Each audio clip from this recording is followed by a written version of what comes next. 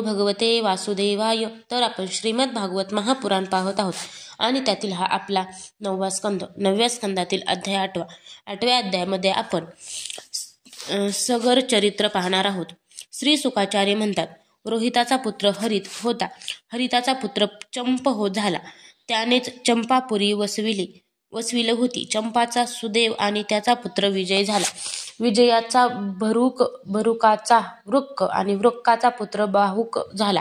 शत्रूंनी बाहुकाकडून राज्य हिसकावून घेतले. तेव्हा तो आपल्या पत्नीसह वनात निघून गेला. वनात गेल्यानंतर म्हातारपणामुळे जेव्हा बाहुकाचा मृत्यू झाला तेव्हा त्याची पत्नी सुद्धा त्याच्याबरोबर सती जाण्यासाठी उद्युक्त झाली. परंतु ती गर्भवती आहे हे महर्षी औरव यांना माहीत असल्याने त्यांनी तिला थांबविले. जेव्हा तिच्या सवतींना हे माहीत झाले तेव्हा त्यांनी तिला जेवणातून विष दिले. पण त्या विषाला घेऊनच एका बालकाचा जन्म झाला.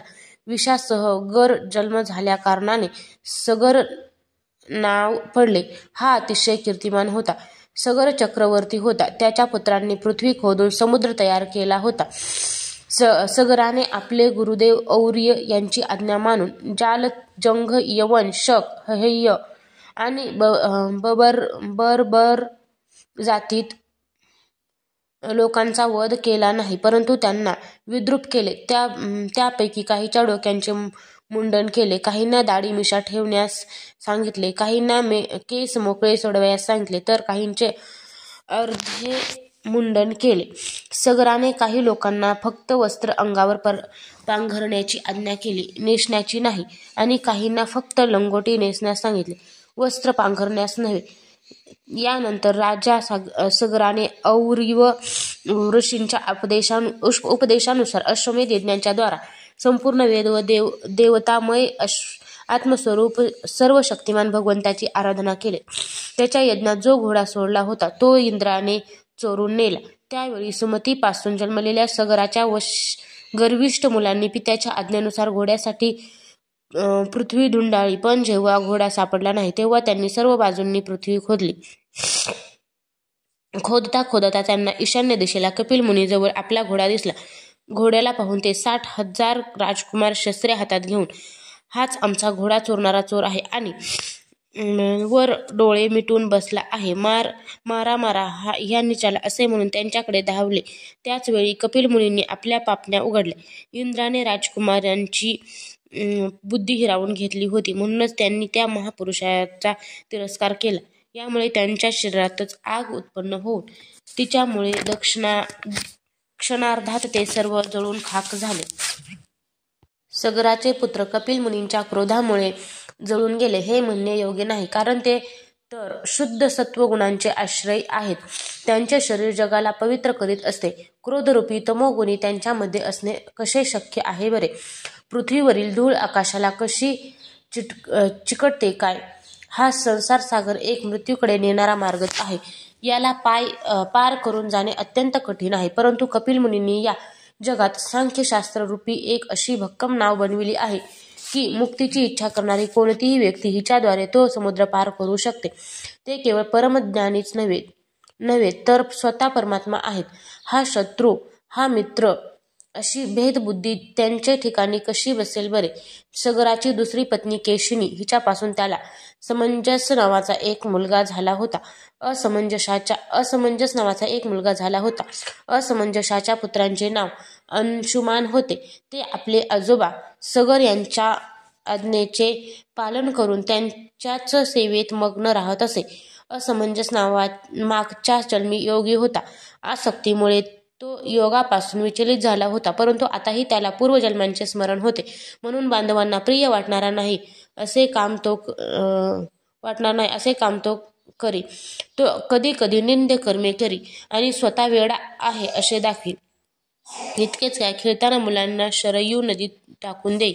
अशा प्रकारे त्यांनी लोकांना उद्विग्न केले होते. शेवटी त्याचे असे उपद्व्यापक पाहून पित्याने मुलाबद्दलचा स्नेह टाकून त्याचा त्याग केला. त्यानंतर असमंजसाने योगबलाने त्या सर्व बालकांना जिवंत दाखवून तो तेथून निघून गेला. आपली मुले परत आलेली जेव्हा अयोध्येतील नागरिकांनी पाहिली तेव्हा त्यांना अत्यंत आश्चर्य वाटले आणि राजाला सुद्धा पश्चाताप झाला.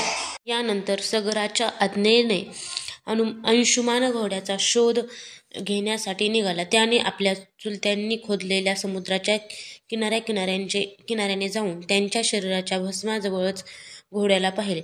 भगवंतांचे अवतार कपिल मुनी तेथेच बसले होते. थोर अंशुमानाने त्यांना पाहून त्यांच्या चरणांना वंदन केले आणि हात जोडून एकाग्र मनाने त्यांची स्तुती केली. अंशुमान म्हणाले, भगवन अजन्मा ब्रह्मदेव स्वतःहून श्रेष्ठ असणाऱ्या आपल्याला प्रत्यक्ष पाहू शकले नाहीत. इतकेच काय, पण समाधीने किंवा तर्कानेही आजपर्यंत आपल्याला ते समजू शकले नाहीत. आम्ही तर त्यांच्या मन, शरीर आणि बुद्धीने निर्माण होणाऱ्या सृष्टीत उत्पन्न झालेले अज्ञानी जीव आहोत. तर मग आम्ही आपल्याला कसे बरे समजू शकू? जगातील शरीर धारण करणारे जीव सत्वगुण, रजोगुण आणि तमोगुण प्रधान आहेत. ते जागेपणी आणि स्वप्नावस्थेमध्ये फक्त गुणमय पदार्थ, तर सुषुप्ती अवस्थेमध्ये फक्त अज्ञानच पाहतात. कारण ते आपल्या मायेने मोहित आहेत. त्यांची दृष्टी बहिर्मुख असल्यामुळे बाहेरच्या वस्तू ते पाहतात, परंतु स्वतःच्या हृदयात असलेल्या आपल्याला पाहत नाहीत.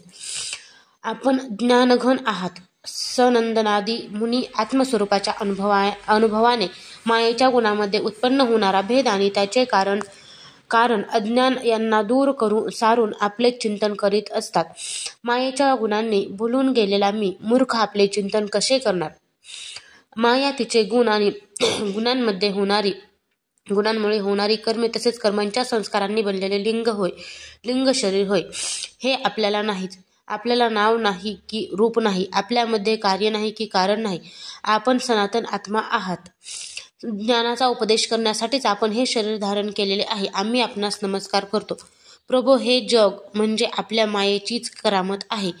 याला सत्य समजून लोभ, ईर्ष्या आणि मोहामुळे लोकांचे चित्त, शरीर तसेच घर इत्यादीमध्ये भटकत राहते.